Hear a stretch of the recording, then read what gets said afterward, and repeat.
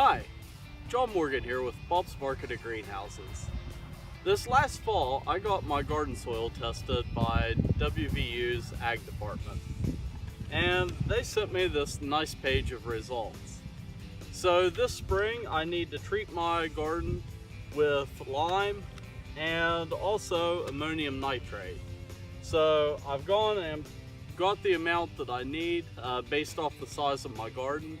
And today I'm going to be applying these and also tilling the garden. So I thought this would be a good opportunity to talk about tilling up your garden and sort of the basic process and what to look out for. So let's go ahead and get started. Alright, so up first I'm going to be applying the ammonium nitrate. And for me, the easiest way to do this where I have such a small area is just to broadcast it by hand. And there are a few tips to doing it. What I like to do is get a handful of the, in this case it's ammonium nitrate, and I like to kind of do a motion, kind of like that, and I'll kind of spread out my fingers as I'm throwing it, and that kind of gets it to fan out over the area. And with a little bit of practice, you can get pretty good coverage.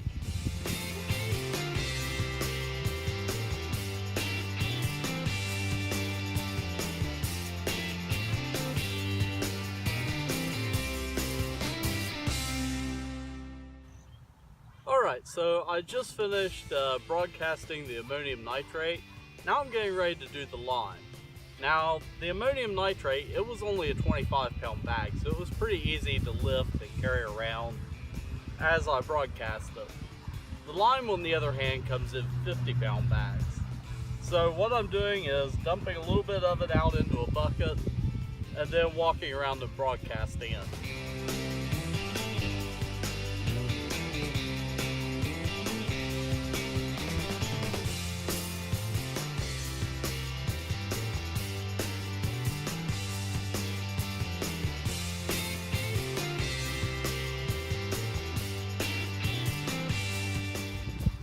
Alright, so I got everything put on the garden, and now it's time to till. So I just got out the tiller and made sure it was oiled up and that the gearbox was lubed up and everything. This tiller, it's a rear tine tiller. It's kind of a Frankenstein because the drivetrain on it is off of a Troy built, but the motor is just a motor from Harbor Freight. So kind of Frankensteined it together to get a working rototiller. And well, at least the drivetrain portion of it, my family's been using for about 30 years. So yeah, Troy builts are built to last. Something that I did want to show you though is the tines on the tiller. So let's take a look at that. A common problem with older rototillers is that they just stop tilling as well as they used to. And a big part of that is due to tine wear. Most people, they buy the rototiller and then they never take a second look at the tines. But they do need to be replaced periodically. This, I know, is the second set of tines that this tiller has had. And they're a few years old and they're already starting to show a little bit of wear. So when these were first put on, they were pretty much square. So out here at the leading edge, they were almost completely square. And you can see where they hit the soil. It's starting to get kind of sharp there and worn. And over time, the end out here will start to wear away. And you'll gradually end up with less and less metal. And as that happens, it wears back this direction, so you end up with a space here where you're actually not tilling. And over time, it can really affect the tiller's performance. So if you're noticing that your tiller isn't performing as well as it used to, take a look at the tines. Another tip when it comes to tilling is the depth adjustment. This is the depth adjustment on this tiller. You just pull it back and then it'll drop down. And I'm actually going to start tilling probably in the second position here, just to where it's just barely cutting into the top layer of soil and breaking through it. Tilling is one of those slow and steady wins the race sort of things, especially with a smaller tiller like this Troy-Bilt pony.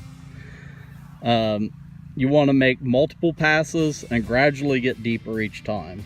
If you try to bite off more than that at once, you run the danger of burning out the belts. This tiller is belt driven, and I'm speaking from experience there myself. I had to replace the belts on this tiller last year.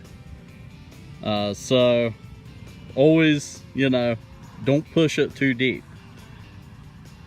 And once I start tilling, I'm going to go the length of the garden this direction, back and forth. And actually, my neighbor's tilling up there.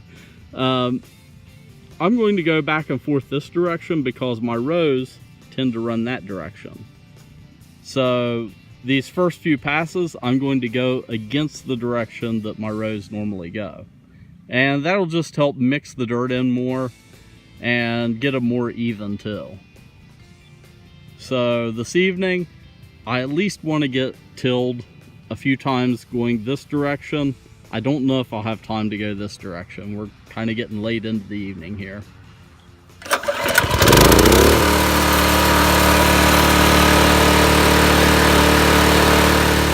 Something that I forgot to mention is ear protection. Whenever you're running something like a rototiller, you want to make sure to protect your hearing.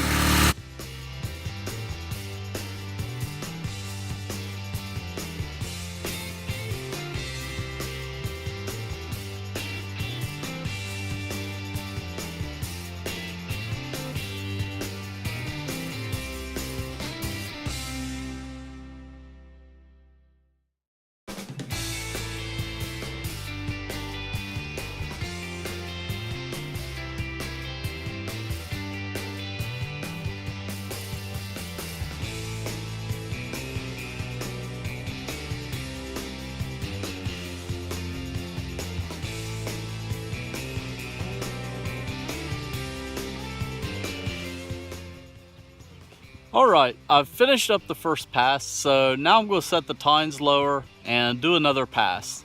But you don't really need to see that. So, for this and other great gardening information, head on over to our website at bobsmarket.com, where you can check out our blog, recipes, and more.